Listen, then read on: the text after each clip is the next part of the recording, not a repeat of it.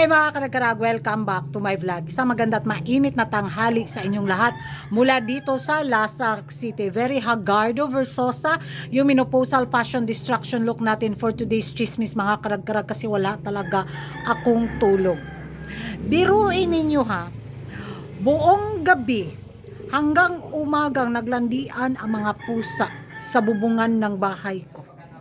Panay yung takbo nila. Ewan ko kung anong trip nila kagabi. Hindi talaga sila na nanaog bitaw. Andun talaga sila sa bubong nagtakbuhan at nalangdian. So ako din, dinig na dinig ko yung mahiyawan nila at sigawan at ingay habang naglalandian sila doon sa atop ng bahay ko. Hanggang alas 5 na lang, hindi pa sila tapos. Tingnan nyo yung mata ni Kuragan.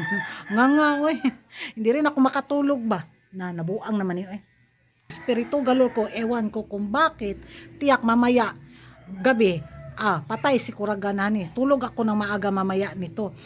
So nagche-check din ako ng mga kaganapan, mga chismisan galore na pinagchichikahan ng mga active na mga chismoso at mga chismosa sa social media at bumungad nga sa puyat kong mata ang balitang baka bibilihin ni Manong Chavit Singson ang Miss Universe Organization. Ay, sana talaga.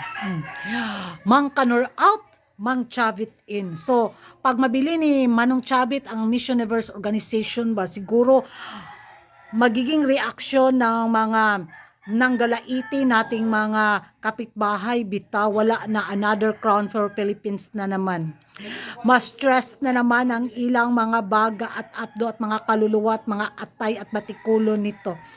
Pag ituloy bilihin ni Manong Chavit ang Miss Universe Organization, ihanda na ninyo ang inyong mga sarili mga karag-karag dahil mahabang bakbakan ang magaganap nito.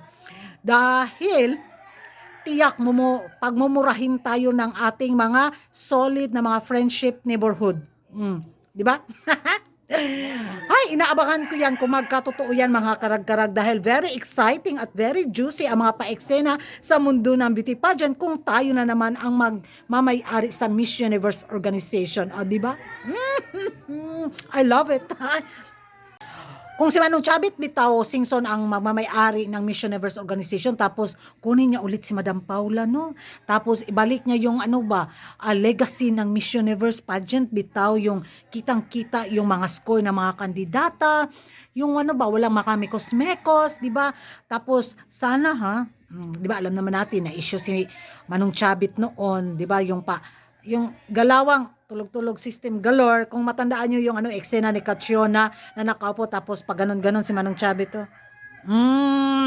sana naman magbehave si Manong Chavit. Alam niyo na, di ba?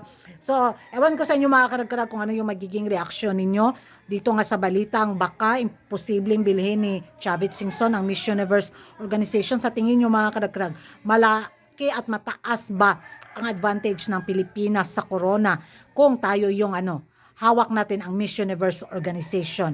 At magingay tayo sa comment section mga karag-karag. Umasa ba kayo na sana magwaldas na milyones si Manong Chavit ba para ang saya talaga at nako wala dyan si Mang Kanor. Goodbye Mang Kanor. Diyan mo mga karag-karag, happy lang ko bisag puyat na puyat ako. Bye bye.